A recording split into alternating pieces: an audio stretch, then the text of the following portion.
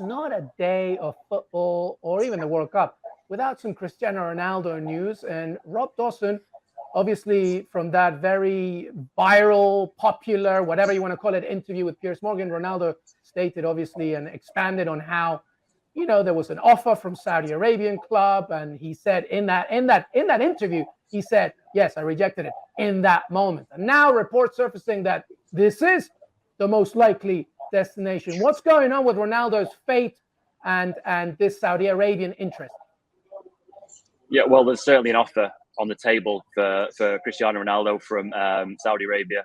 It's similar to the one that he turned down in the summer. The one slight point is that they're offering to pay Ronaldo the wages that he's missed out on by leaving Man United. Obviously, you'll know that he left United without a payoff. He agreed that mutual termination. The money involved is astronomical, and really it's going to be down to Cristiano. In my mind, he's got two choices now with his next club. Either he wants to eke every last pound and dollar, whatever, out of his career, and he goes and makes millions and millions of pounds in Saudi Arabia, or he tries to eke the very last trophies and gold out of it at the top of European football, because there is still a place for him in European football, but he would probably have to take a pay cut and join someone like Sporting Lisbon, where he started his career, or Napoli, a club that takes in these kind of fallen hero types like they do with Diego Maradona. Ultimately, it's going to be down to him. At the moment, it seems like he's going to go down the money route. He takes the money in Saudi Arabia, but the true cost of that is him admitting that is his career at a top level finished. That there's no coming back from that. And you don't play for Portugal again at the Euro. That's you done. You make a lot of money and you're a rich guy, but you don't ever play top level football again. I would like to see him stay in Europe, but it's up to him. Yeah, that very last point, and thanks, Rob, for all of that. James, is this the best offer for him? Is it just obviously about money? Is there really no other club out there? I mean, I remember Gab Marcotti saying a few weeks ago, and he's right, and I'm sure we all agree with this sentiment. It's like, it's up to Ronaldo, really, if he wants to reduce. But is this the best offer for him? Well, it's maybe the only offer for him. I mean, I know that Ronaldo has this, and he put this narrative out there with Piers Morgan about, denying that there was any suggestion he wanted to leave in the summer, and he was always fully focused on United, and he was the one that had been betrayed by the club and all of this. I mean, it is nonsense.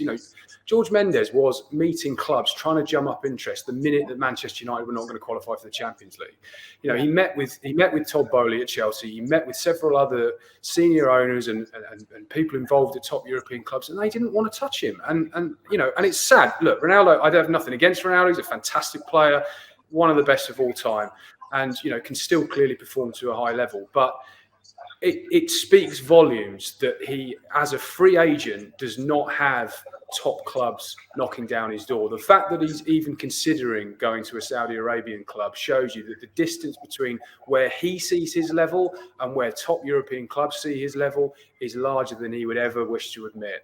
And that, unfortunately, means that he's in a situation, as Rob says, where he either takes a step down, quite a big step down from what he's used to, or he takes the money. And you'd hope that for a player who, again, when he talked about choosing Manchester United over Manchester City, it was never about the money, it was about my heart and, where I saw the best opportunity and all of this. Well, if any of that is true, and if there's any consistency to that, then he won't take the Saudi Arabian move, because it obviously isn't the highest level of football that he could play at. And it's not going to be a level of football, as Rob says, that would sustain him into the European Championships. If it is about the game, his love of the game, his passion for the sport, and his ability to endure in Europe, he will take a cut price move somewhere. Sporting Lisbon is an obvious option given his history with that club. But I think he, in his mind, he's still thinking, well, a PSG could come in for me, or maybe I could go back to Real Madrid, or I could go back to one of these top level clubs, and they aren't there. The interest isn't there, and that's a shame for him. But that, as soon as he's ready to admit that, then we'll probably get a decision about what he's going to do. Great stuff from both of you. Let's wrap up by just giving some quick predictions on Group C action. And by the way, ESPN FC Daily continues after those games, but this is Argentina against Poland. Unbelievable, because really this is it. Can Messi and Argentina get it done against the Polish side that's leading the group? And then Mexico have their own issues against Saudi Arabia. They need a really good result. James, back to you very quickly. Can Messi and Argentina get this done? Yes. Is that quick enough? Love it. Yes, no, I think they will. I think they will. And I mean, what I guess the game I'd really want to be at was Mexico, Saudi Arabia, because that atmosphere will be unbelievable. Arguably the two best sets of fans at these finals. And I never thought I'd say this, but I've got a little soft spot for Saudi Arabians players and the manager because of the collective spirit they've shown. And I mean, can you imagine if they beat Argentina and didn't qualify? Yeah, that would be ridiculous. I know. I'm personally in love with Mr. Renard. I feel he's out there to steal your divorced mother's heart any day now because he's so ridiculously handsome. Hey, Rob, give me your predictions on this one. What's going on? Who's gonna win it? Who's gonna come runner up? Who's gonna come home empty-handed?